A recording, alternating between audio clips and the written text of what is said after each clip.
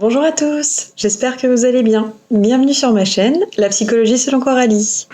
Aujourd'hui, première vidéo qui va faire partie d'une mini-série, je dirais, qui portera en fait sur quelques conseils qui vont pouvoir vous être utiles afin de retrouver un bien-être psychologique. Des conseils qui vont s'avérer d'autant plus utiles pendant cette période de confinement, mais qui restent bien entendu bénéfiques en toute période de vie. Alors, avant d'amener ces conseils, je voudrais juste repréciser un petit peu avec vous deux, trois petites choses, notamment le fait que les conseils que je donne aujourd'hui sont issus d'une réflexion qui est basée sur les entretiens que je peux avoir avec mes patients, parce que pour ceux qui ne le savent pas ou qui n'auraient pas vu ma vidéo de présentation, je suis donc psychologue libérale installée à mon cabinet. Donc voilà, c'est une réflexion qui se porte bien sur les entretiens que j'ai pu avoir avec certains de mes patients.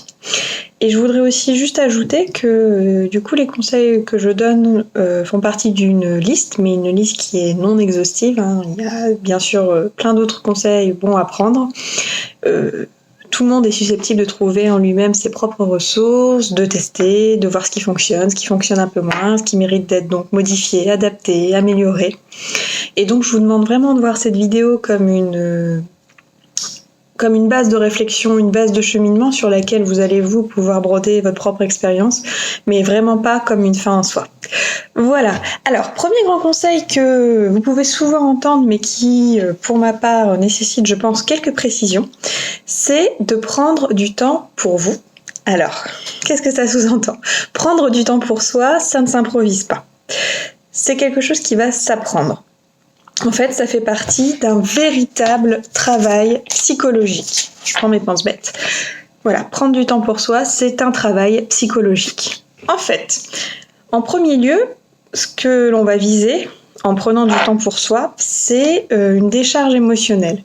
En fait, en tant qu'être humain, on est tous soumis à des émotions qui peuvent être variées, complexes, parfois négatives, et donc on a tous besoin d'une soupape pour décharger ces émotions, pour les extérioriser.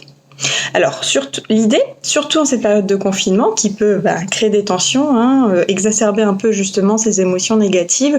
Pourquoi ? Parce que c'est une situation quand même nouvelle à laquelle on est confronté, une situation où on est quand même d'une certaine manière privé de certaines libertés, de droits auxquels on avait toujours eu plus ou moins accès, et qui là aujourd'hui sont un petit peu restreints. Donc l'idée c'est vraiment cette période de confinement de pouvoir décharger émotionnellement, et donc ça passe par le fait de prendre du temps pour soi, de faire une activité pour soi.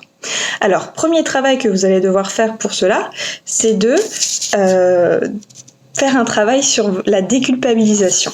Alors effectivement, déculpabilisez-vous. Dites-vous que le temps pris pour vous n'est pas un moment perdu. C'est pas un moment où vous auriez pu faire autre chose, que vous dites que ça aurait été quelque chose de plus utile à la maison ou avec vos proches par exemple.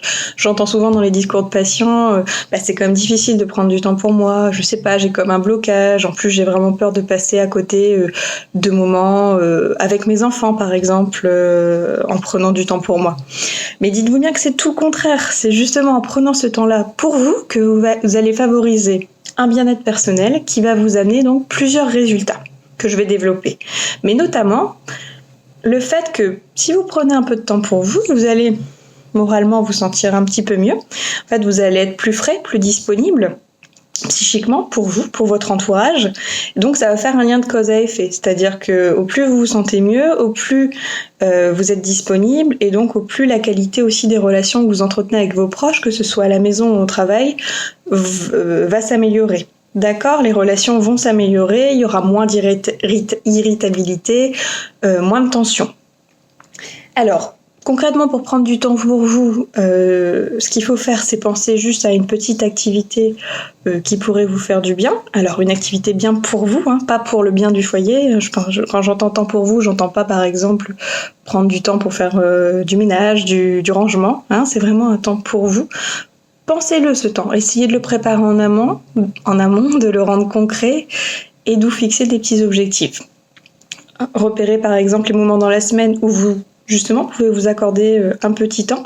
Pas besoin de temps trop long, une demi-heure suffit Et voilà, faites-le aussi comprendre à vos proches. Quand vous prenez ce temps-là, que ce soit, je sais pas, moi, par exemple, en début de matinée, en vous levant avant de commencer réellement la journée, ou que ce soit sur l'heure du midi ou au soir, faites-le entendre à vos proches que vous avez besoin de ce temps-là et que vous n'êtes pas disponible pour eux pendant ce petit temps-là et qu'ils vous laissent du coup un petit peu tranquille. C'est important.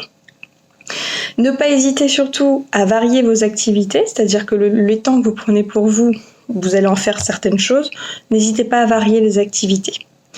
Et si ça peut vous aider, planifiez au début les temps que vous devez prendre pour commencer à en prendre l'habitude. En fait, avec le temps, ça va devenir un automatisme, une habitude de vie, mais avant que ça devienne une habitude, il va falloir peut-être un petit peu vous forcer, vous faire un petit peu violence, peut-être un petit peu le planifier, mais vous allez voir, au plus vous allez le faire, au plus vous allez vous sentir mieux, au plus vous allez repérer aussi les bienfaits que ça peut avoir sur vous et sur les autres aussi.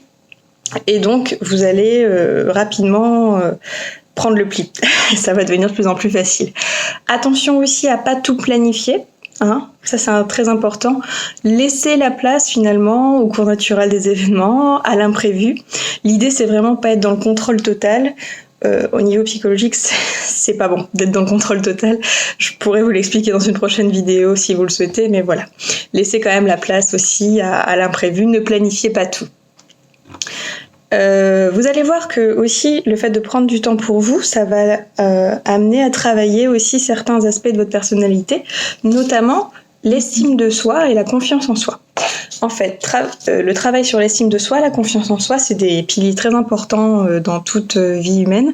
C'est des piliers sur lesquels on va s'appuyer aujourd'hui pour avancer, pour évoluer, mais la confiance en soi, l'estime de soi, c'est comme tout, ça se travaille au quotidien. Mais prendre du temps pour soi, justement, ça va contribuer à ce travail et ça va contribuer à renforcer ces deux piliers-là de votre personnalité. Alors, il faudra juste apprendre à vous satisfaire de petits résultats, voir les bénéfices que le temps pris pour vous procure et surtout ne pas vous dévaloriser. D'accord, ne pas vous dévaloriser, ne pas vous comparer aux autres et prendre tout ce qu'il y a de bon à prendre. Donc vous voyez que prendre du temps pour vous, c'est un travail psychologique qui est complet, qui vise donc du coup autant la décharge émotionnelle mais aussi donc un bien-être où vous allez vous sentir mieux moralement, il va y avoir du coup des impacts sur vous, sur les autres. Il y aura plus de facilité à prendre du recul et donc vous entretiendrez un meilleur relationnel aussi. Voilà. Voilà qui clôture du coup cette première vidéo sur les conseils utiles. J'espère que cette vidéo vous a plu. Je reste bien entendu disponible pour toutes questions. Donc vous pouvez me les poser et je prendrai le temps d'y répondre. Vous pouvez retrouver en barre d'infos tous les liens vers mes différents réseaux sociaux et également vers mon site internet qui récapitule aussi toute ma pratique et différentes informations qui peuvent vous être utiles. Si la vidéo vous a plu, je vous invite à l'aimer, à la partager, peut-être à vous abonner si vous le souhaitez et si vous souhaitez surtout être averti des vidéos qui sont publiées. En attendant, moi je vous souhaite une très bonne journée, prenez bien soin de vous et je vous dis à très vite. Salut!